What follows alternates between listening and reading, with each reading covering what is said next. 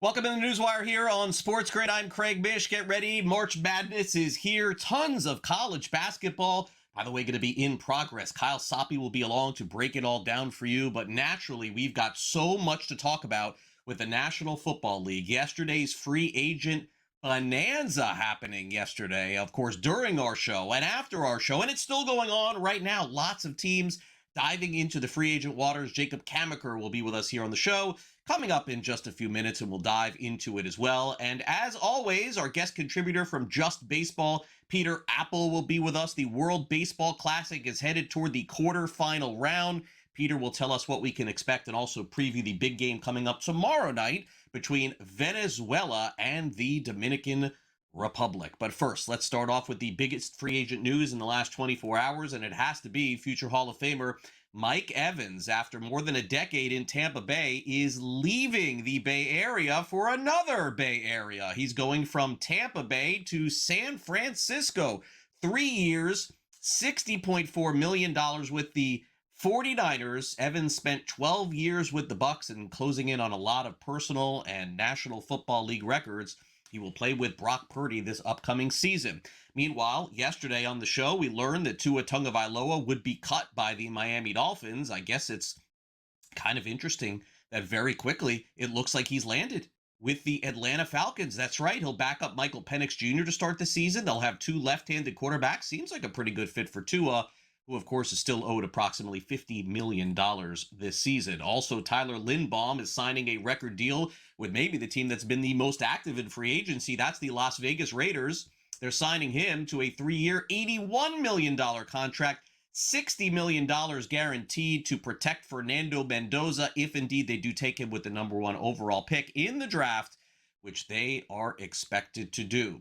Sports betting and controversy, no stranger to the college basketball court, the NBA court, and even Major League Baseball. Well, let's throw Major League Soccer in as well. Derek Jones and Yaboa, they played for the Columbus Crew, and they've received a lifetime ban from the MLS yesterday after a league investigation found that they gambled on soccer matches, including their own teams, during the 2024 and 25 season. In one example, one of the players bet that they would receive a specific yellow card. Didn't even know that that bet was available. Naturally, they did get one, and so they will no longer be part of Major League Soccer. Also, President of the United States, Donald Trump, has issued a second executive order on college sports. On Friday, Trump said he'll sign another order within a week to let colleges survive and players survive. A lot of this is, of course, pay for play and NIL deals. And we don't know specifically how this will get into legislation, but we do know that the president seemingly trying to fix what could be a little bit of a broken system right now in college sports. All right, back to the NFL. Malik Willis has a new home. He's the next head coach. He's the next quarterback of the Miami Dolphins. They signed him to a 3-year, $67.5 million contract. Willis will start for Miami next season, $45 million guaranteed. That's not a lot for a starting quarterback these days. Travis Etienne from Louisiana is going to be playing for the Saints next season. 4 years, $52 million. Of course, he played for the Jacksonville Jaguars, had a career year last year. Wan'Dale Robinson, speaking of career years, had one with the Giants, and now he's signing with the Titans. 4 years, $78 million contract. Brian Daboll, who was the coach of the Giants, is now, of course, involved with Tennessee, so that does make some sense. Also, as I mentioned, the Raiders, they've signed linebacker Nakobe Dean. They've also signed Quay Walker. They've also signed wide receiver Jalen Naylor. They've given out almost $150 million in guaranteed money, have the Raiders, as they try to make a push for next season. And the Panthers signed former Jaguars linebacker Devin Lloyd to a 3-year deal worth $45 million, and $25 million of that is guaranteed. Let's press on. We do have more. Get through it all. The Commanders signed Odafe Oweh to a 4-year contract. He's their great defensive end on the Chargers. 4 years, $100 million. He'll be an edge rusher for them, $68 million guaranteed. How about this interesting signing? The Cardinals are bringing in running back Tyler Algier. He played behind Bijan Robinson last year. Now he'll play along with James Conner at running back in Arizona. The Steelers have added running back Rico Dowdle after losing Kenneth Gainwell to the Buccaneers. Dowdle was, of course, fantastic for like 2 games last season in the NFL. Gets a big contract here, $14 million for Gainwell, $12 million, of course, for Dowdle. Rashid Shaheed goes back to the Seahawks, 3 years, $51 million, $34 million guaranteed. And the Giants have signed Tremaine Edmonds to a 3-year, $36 million contract. Isaiah Likely also signing with the Giants. He was on the Ravens. 3 years, $40 million.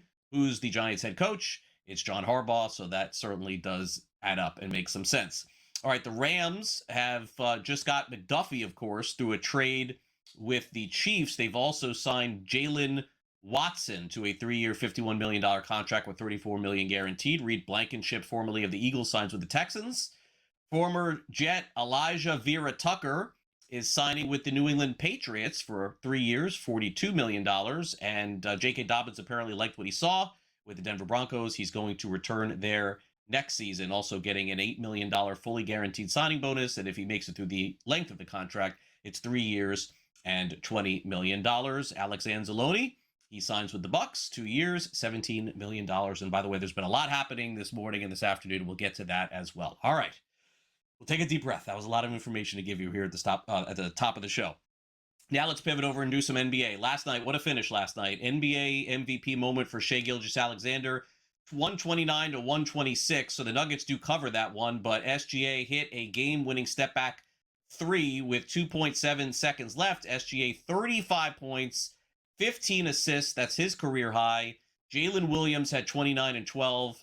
Jokic had a triple-double. 32, 13, and 14 assists, and Aaron Gordon had 23 points in that game.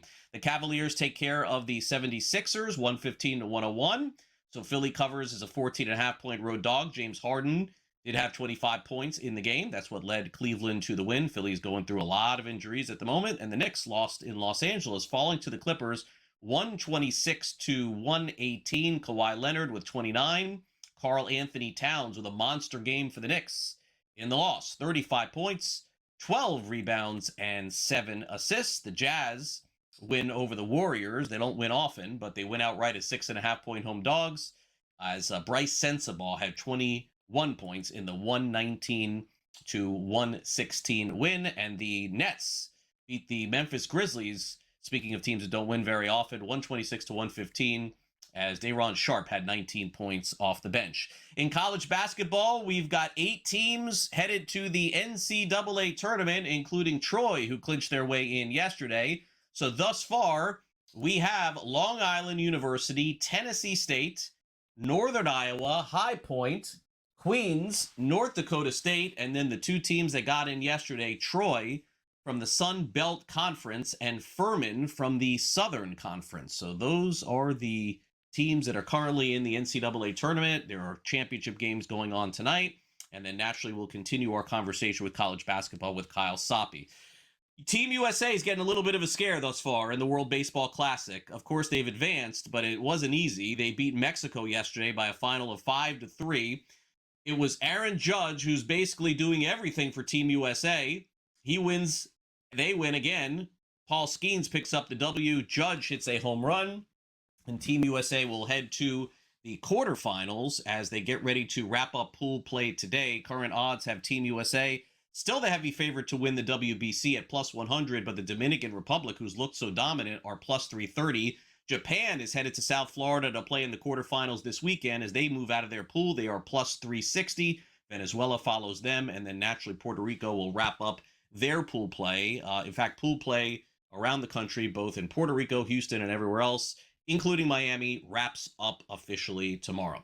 All right, we'll take a quick time out here on NewsWire. When we come back next, it's a big day for the Raiders. Jacob Kamaker of USA Today will weigh in on all the free agent signings and a whole lot more. You're watching NewsWire here on SportsGrid, and we'll be back right after this quick timeout. So stay on the grid. Don't go away.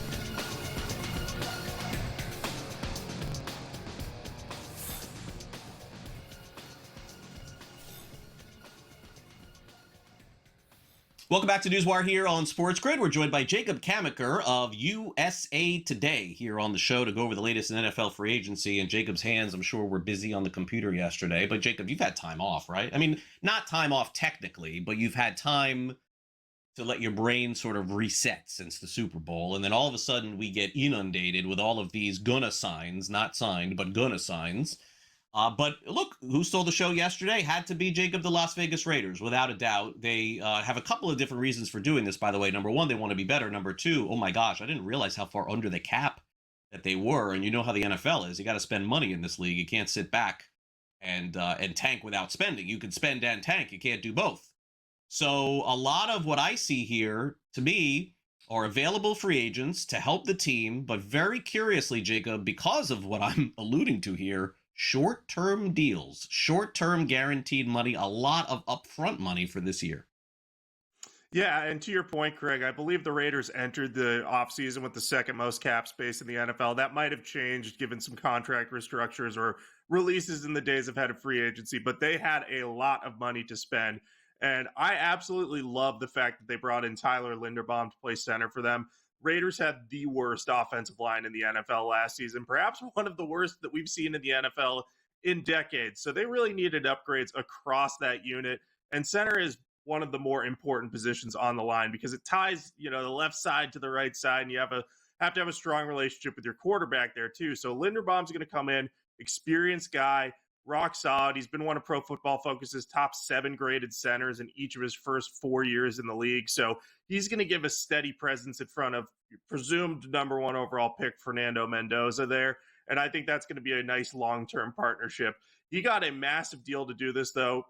Creed Humphrey previously set the record for center pay in the NFL at $18 million a year. Tyler Linderbaum is getting $27 million in average annual value, which is a massive deal, but he could be well worth it for a Raiders team that needs to upgrade his offensive line. And hey, the Ravens have to be looking at this and saying, man, we really screwed up. They could have exercised the 5th-year option to keep Tyler Linderbaum.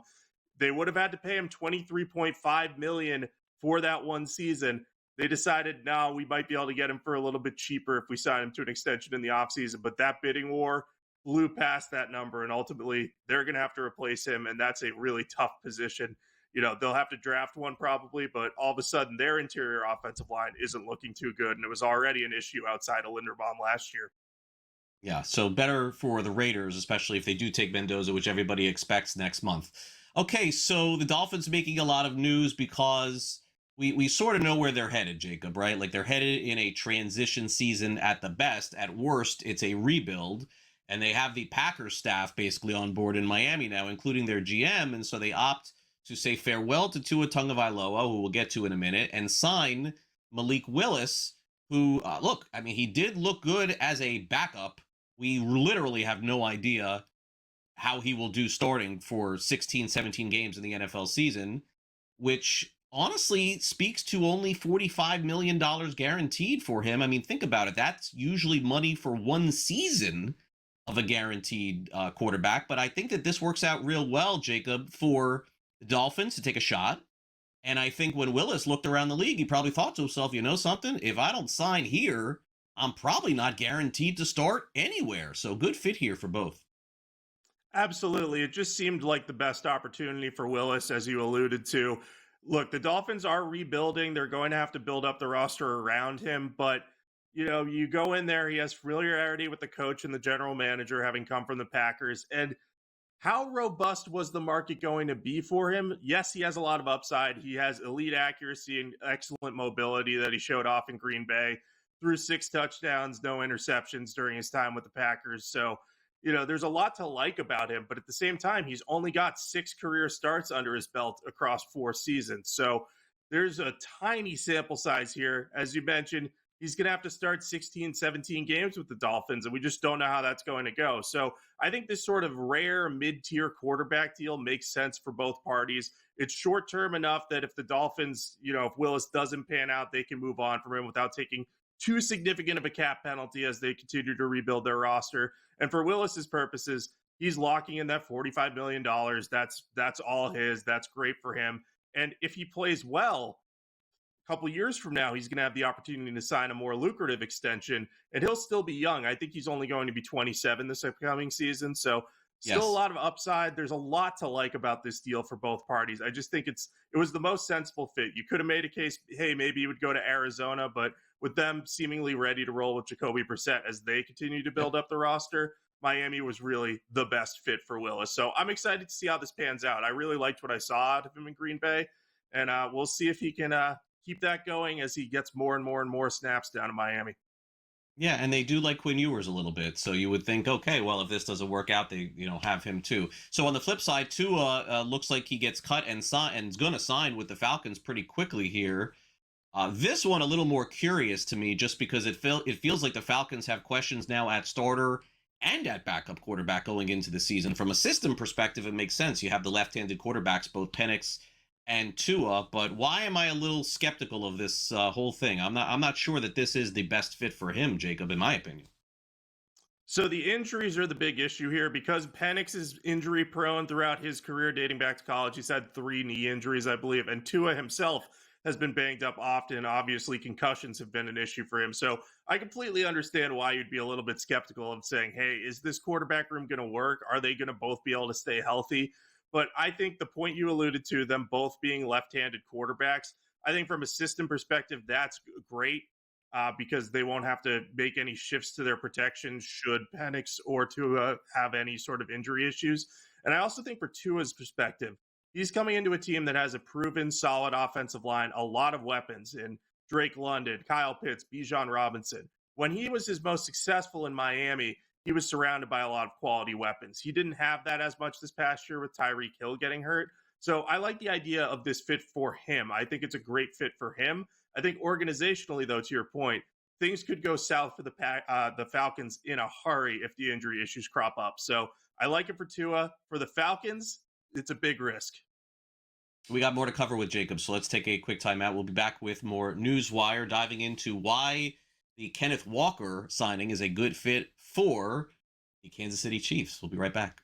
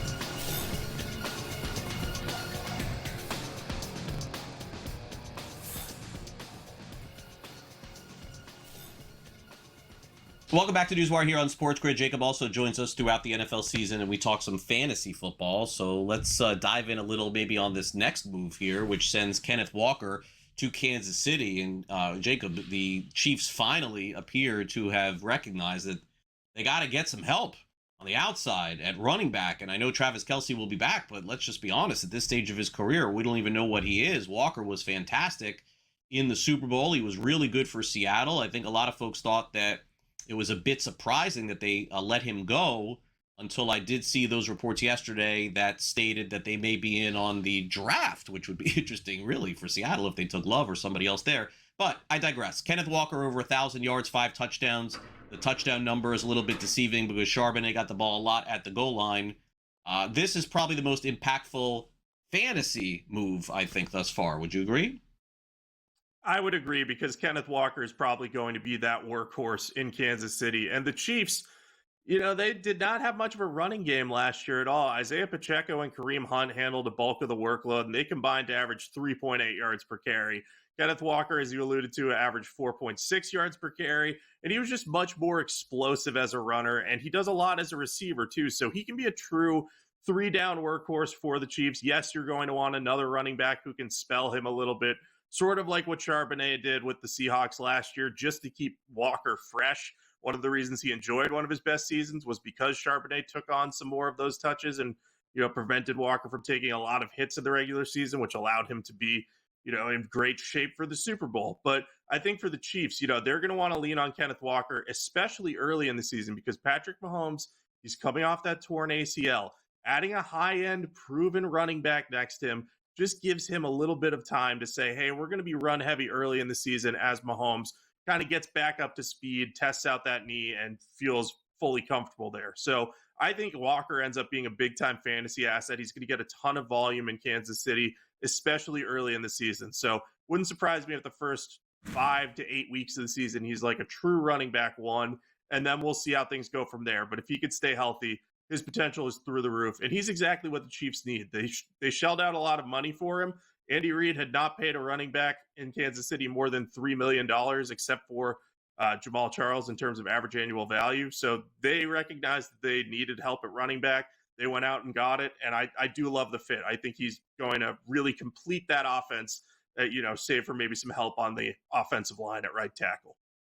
Yeah, we'll dive more into the odds. I'll show everyone the odds here based on the signings yesterday, but we got a lot more free agents to do. But first, I'll just show you that the Ravens, with the moves that they made, especially with getting Max Crosby, I'm guessing that's why they are the current favorite to win the AFC. But it's wide open like it just was last year, and you can even see that New England is 8-1. They got to the Super Bowl last year. Odds makers are telling us that there are so many teams that can win, as far down even as Cincinnati at 15-1 as well. Maybe the biggest surprise, Jacob, of yesterday was the Buccaneers and their fans bidding farewell to a guy that when he gets his bust in Canton in the Pro Football Hall of Fame, it's going to be Tampa Bay Buccaneers wide receiver Mike Evans. But Evans, I guess, wasn't feeling very loved at the end here in Tampa Bay. It's the only thing I can think of here. How they couldn't figure out to get him back in Tampa, I have no idea. He goes to San Francisco. He'll be playing in a wonderful offense there that will help his career. And I mean, I'm not going to say that this is about stats, but I mean, I just can't really, I'm sort of perplexed here why the end of his career is being played in a different Bay Area. It's going to be very strange to get used to this. I really didn't understand it at first, but Evans's agent released a lengthy statement that basically said Evans wanted a new challenge and the Buccaneers made a strong effort to keep him, but he just wanted to do something a little bit different. And I think to the point of the Buccaneers, they might have loved to keep Mike Evans, but they're actually going to be okay at receiver without him. They have Chris Godwin and Emeka Egbuka, strong starting duo there, and they have a couple young receivers who I really like. Tez Johnson performed well last season, and Jalen McMillan, he missed a good chunk of the season, probably more than half of it with an injury, but he's looked very good across his career to date. So I think the Buccaneers are going to be okay without him. It just sounded like Evans wanted a change. He wanted to go somewhere where he could continue to fight for a Super Bowl, potentially. He might be able to do that with the 49ers. He wants to play in a good offense with a good quarterback. So he's checked all the boxes. But yeah, it's going to be very strange the first time we see him in that 49ers uniform and wearing a different number than 13, which he's worn throughout his entire career, because that's Brock Purdy's number, Craig. So we're going to be looking at Right. a very different Mike Evans next season. Yeah, we could be chasing down 1,000 receptions. I mean, that's just incredible. He's got a great career. All right, Jacob, thanks again. We'll talk again before the draft. Thanks for coming on. No problem. Take care, Craig. We'll be right back.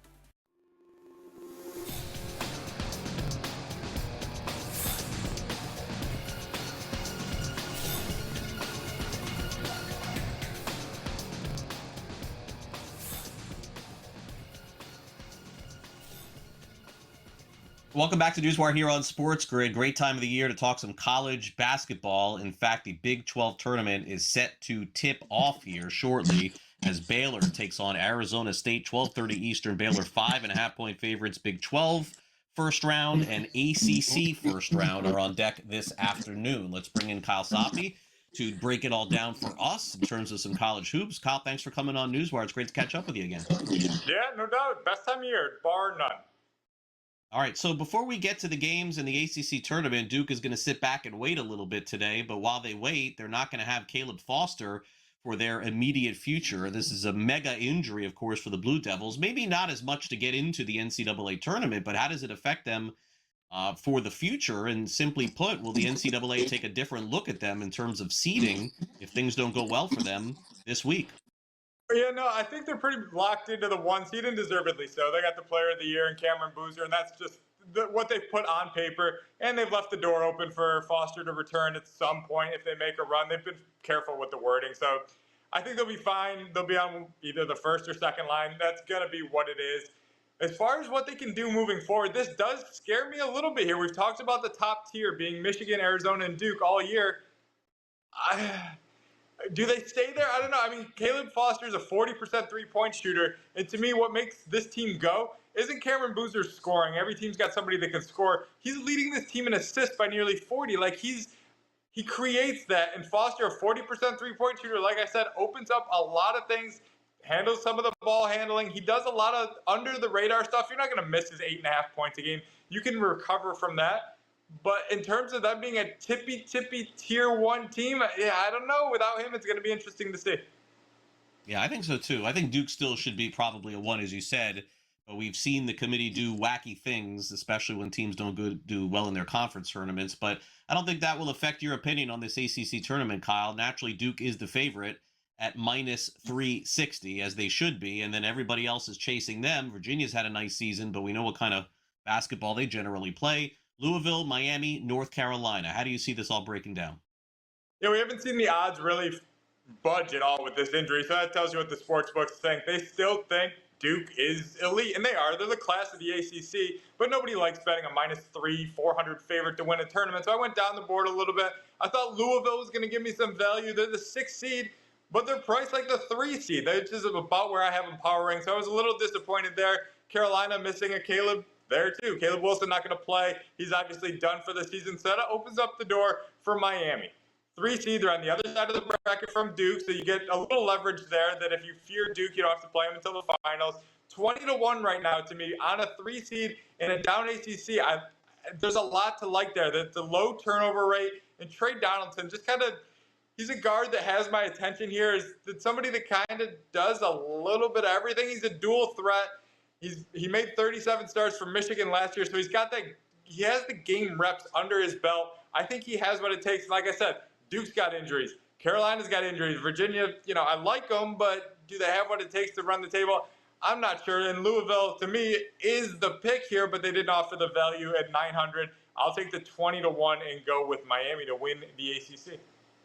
All right, we'll lock it in, Kyle, there. Now let's move on to the Southeastern Conference, where the hottest team in the country is the favorite to win the conference tournament. That, of course, is the Florida Gators, who won the championship last season.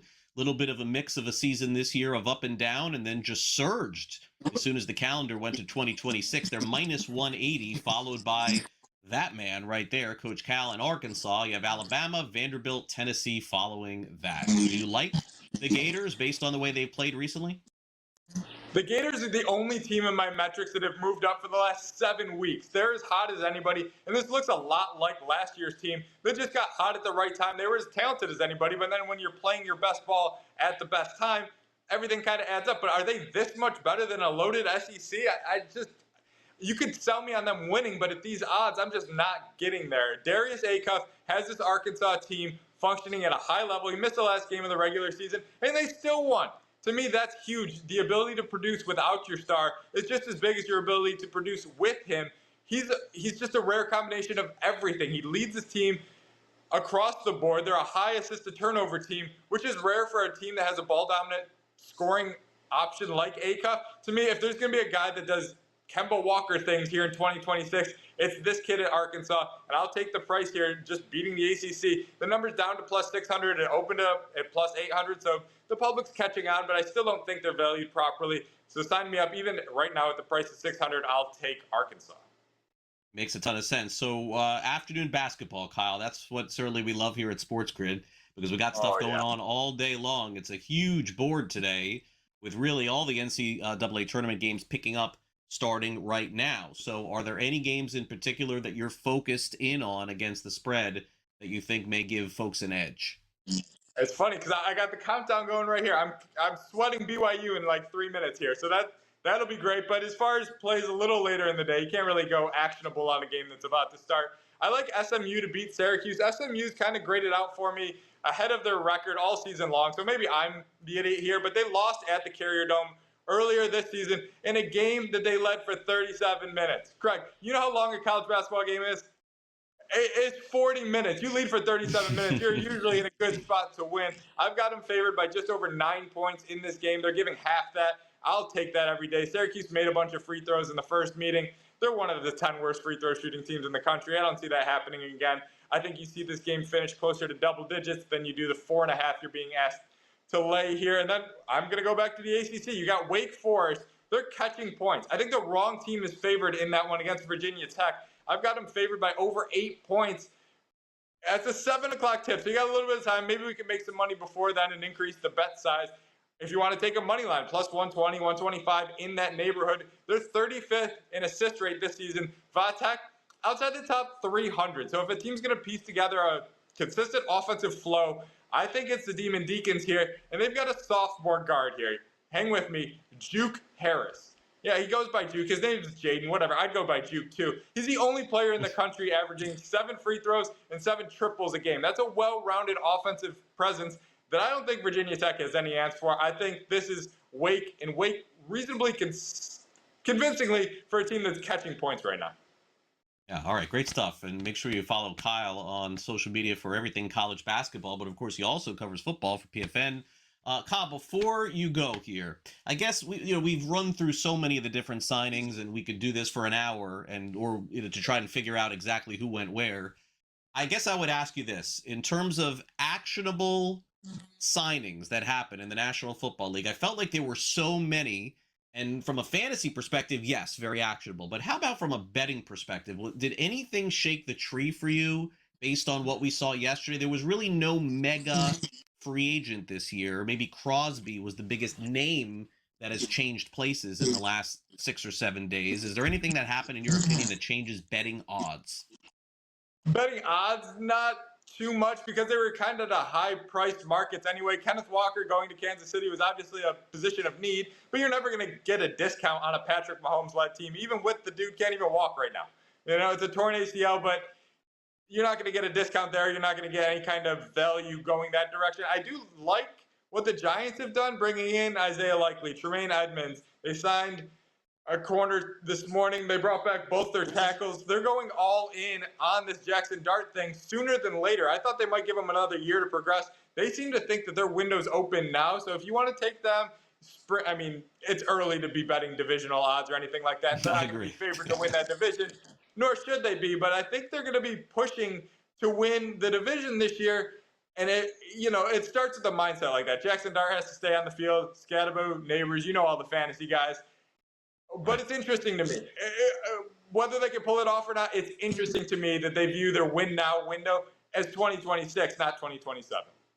I got you, Peter. I just threw that in the end. I know you're focused on college hoops. I totally agree with you. We'll catch up again soon. Thanks for coming on the show. Appreciate it. Sounds good. Thanks for having me. Yeah, NFL free agency, a lot of fun. Odds to win divisions and Super Bowls right now. I can wait on that. All right, coming up next, Peter Apple is with us from Just Baseball. Their show coming up. We'll preview the WBC matches upcoming next.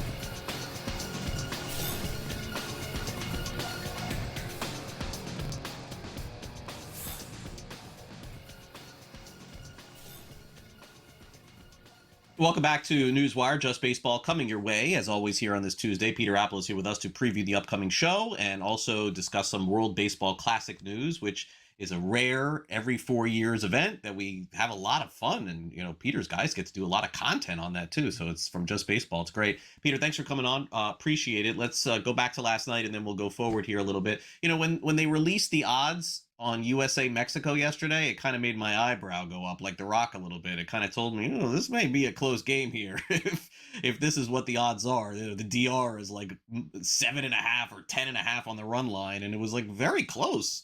And it turned out to be that way. 5-3 final. I don't know if Mexico just has Team USA's number. I don't know if Team USA isn't as good as advertised. I think all things are kind of in play here, so that's why we have you to lean in on that. What do you make of the way that USA has played thus far? I actually think if we're looking at Mexico versus Team USA, I think it's a combination of what you just said. Team USA just hasn't been playing like the supreme juggernaut that they were priced at the beginning of the World Baseball Classic, because we've seen how good the Dominican Republic has been. We've seen how good Japan looks, a couple other teams, and the United States' odds are much different. And when you have much different odds, it's expected that you are destroying the competition. And while the scores look good, except for last night, I thought they've been playing a little bit sloppy. 4 errors in 3 games. You also have a ton of runners left in scoring position. And the pitching has been pretty good. I mean, Tarek Skubal has given up a home run. Logan Webb has given up a home run. Michael Wacha. I mean, Paul Skeens last night was unbelievable. And I want to be clear. Do the United States have the best roster in the World Baseball Classic? Yes. Should they be the favorites? Yes. Are they blowing away their competition? Are they showing why they're so much better than everybody else? I don't think so. Yeah. I'm not, obviously, rooting against Team USA by any means. It just feels to me, and I hate to say it, that if there's any team that I feel like could get upset, I'm sort of feeling like without Skeens pitching, like maybe that is the team. But they are, as you said, the favorite. And Aaron Judge has carried them thus far, so he is plus 550 right now to win the MVP of the World Baseball Classic, and so is Shohei Ohtani at plus 550. Japan has already punched their ticket. They have a few days off before playing in Miami, and then there's Bobby Witt Jr., Schwarber, Paul Skeens. I mean, this is just an assumption, by the way, that Team USA wins the World Baseball Classic, but does it have to be one of those two guys, Judge and Ohtani? I feel like we could dig deeper here. I think we could dig deeper as well. There's a couple players on the Dominican Republic that certainly need some love. Junior Caminero has hit multiple home runs already. Juan Soto looks great. Julio Rodriguez looks great. O'Neal Cruz has 2 home runs. I think he has 2 home runs, a double, and 2 walks, and that's it. And he hasn't even been a starter for the Dominican Republic. So when looking at these odds, I'm surprised not to see anybody on the Dominican Republic. But just looking at the current odds, at the beginning of the World Baseball Classic, I mentioned that Kyle Schwarber would be a great WBC MVP bet. And I think at the time it was 30-1, maybe 25-1. And those odds have crept down to 17-1. And while Judge has probably been the best player, I think Kyle Schwarber has either been second or third best player. You could consider Skeens and Bobby Witt right there. But the reason I like Kyle Schwarber so much in an MVP market is not only has he been here before in the World Baseball Classic, who can get really hot and hit some big-time home runs to potentially give the United States a lead, kind of similar to what Aaron Judge can do. But in a format like this, Kyle Schwarber can replicate that production, and he already has through the first 3 games of the World Baseball Classic. So if I was looking at that market, Kyle Schwarber at plus 1,700 would be the way I'm leaning. One more thing on the WBC, then we'll get to the regular season. Tomorrow night, no matter what happens, the rest of the World Baseball Classic will be the most intense game of the World Baseball Classic, probably even more than the championship. It's just the nature of these two teams in these two countries, Peter. I've attended this one before. I'm going to skip this one tomorrow night between the Dominican Republic and Venezuela. Both teams are going to advance to the next round, which really doesn't, the first game that means nothing, that doesn't take away anything from a game, because these teams want to beat each other so badly. Sandy Alcantara will start for the Dominican Republic. FanDuel and DraftKings are not posting odds because we're not sure who's going to be on the other side, and we're not sure how Venezuela is going to approach this thing. Are they going to save guys? They're not as strong as the Dominican Republic. DR probably ends up being favorite, but do you think that that's the way that this goes tomorrow night? Any opinion, Ed? Again, no odds here yet on FanDuel. Not a big opinion yet. Right now, of course, just like you said, it's hard not to lean towards the Dominican Republic. Venezuela has a really good team, and Luis Arias has been great. Ronald Acuna Jr. just had an amazing game. I think it was on Monday yesterday. But the DR, they're just too good. They're too scary. I would have to lean towards them. And if I'm Venezuela, maybe I'll rest guys but even at their best, Yeah, are they beating the DR? Yeah, no, it's a great point. It's a great point. I mean, how important is that next game that Venezuela plays for them to unload tomorrow night? Really doesn't make any sense, but emotions are going to be super high. Okay, so National League Cy Young, when this is all said and done, Paul Skeens will go back to the Pirates, and Christopher Sanchez will go back to the Phillies. Those are two of the favorites to win the NL Cy Young. The first four seem like they're up in the air. I'm very surprised to see Wheeler's odds at 18-1, not really knowing what he is going to be. Did you weigh in on this yet for the season? I haven't weighed in on it yet, and I haven't made a definitive choice yet, but I am leaning towards Christopher Sanchez at plus 650 because I look at this list and I say, Yamamoto, after throwing the most innings in his career, the Dodgers probably want to get him ready for October, so I don't think he goes beyond 160 to 170 innings. And then Chris Sale, he's 36, 37 years old. Is he going to be able to throw 180 innings? And Wheeler's already down to probably 20 starts. So from that list, Christopher Sanchez would be my pick. Last thing, Jesus Luzardo, he's 30-1. He signed a contract extension yesterday with the Philadelphia Phillies. When you saw the years and you saw the numbers, what were your thoughts? Fair, unfair, good for the team, good for the player, a mix of both? I thought it was a mix of both. Win-win for both sides. 5 years, $135 million. You're paying a guy a good chunk of change, around $27 million, to be the number 2 on the Phillies, and I think that's exactly what he is. Peter, great stuff. We'll see you on Just Baseball coming up in less than 20 minutes. Thanks again for coming on NewsWire. Thank you. We'll be back to wrap it up next.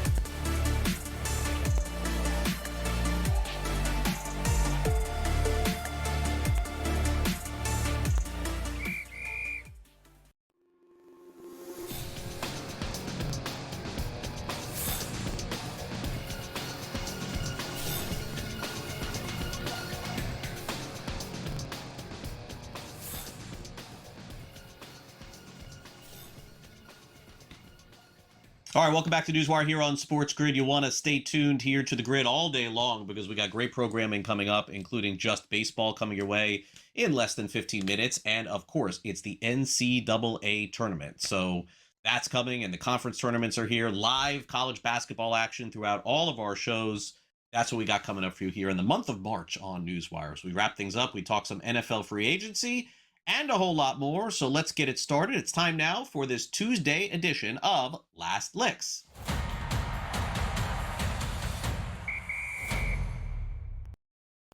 So it appears that Michael Pittman Jr. has found a new destination. He is going to play for the Pittsburgh Steelers next season. Who their quarterback is still remains to be seen. You would guess they'll draft one. Aaron Rodgers could come back as well, and we don't know who their quarterback is going to be. But here's who he has played with. How about this? He has played with 12 different quarterbacks in the National Football League, and he's only been around for 5 years. That's crazy. Carson Wentz, Jacob Eason, Sam Ehlinger, Nick Foles, remember him? Matt Ryan, Anthony Richardson, Gardner Minshew, who signed with Arizona yesterday, Joe Flacco, Daniel Jones, Riley Leonard, and then, yes, he played with Phillip Rivers when Rivers came back to play last season. So the biggest question is who will be the Steelers quarterback? Because in all likelihood, I'm going to look here at this list, unless it is Joe Flacco or Anthony Richardson, he's probably going to get a 13th quarterback in just 6 years in the National Football League. That kind of just tells you the nature of the league. It's a what have you done for me lately type scenario. And the Steelers have really not given any indication as to whether or not Rodgers is coming back. Rodgers has said nothing, but the draft will dictate that next month. We will know. But Pittman got a nice contract for him.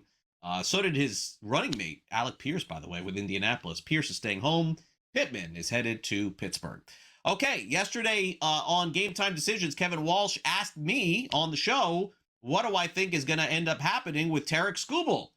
And everyone on social media and everyone around the league said Skubal's going to stay. He's going to play with Team USA. I said, nah, Kevin, I don't think so. I think he's going to go back to Detroit.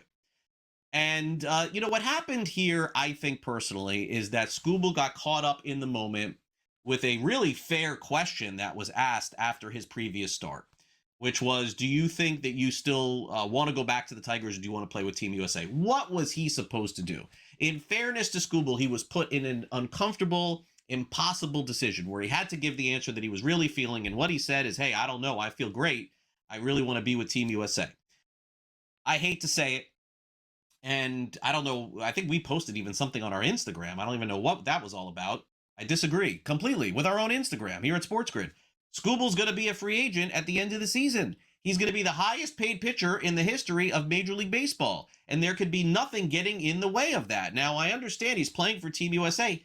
He'll play for them again in 4 years. The Olympics is coming up in 2 years too, please. If you were in the same position sitting at home and you had a chance to make $350 or $400 million, or play and pitch one game against another team that essentially is an exhibition, regardless if it's USA across your chest, give me a break. I get it. I understand it. He was clear at the beginning of at the World Baseball Classic, and it was even clearer now. He's playing for the Tigers and playing for free agency.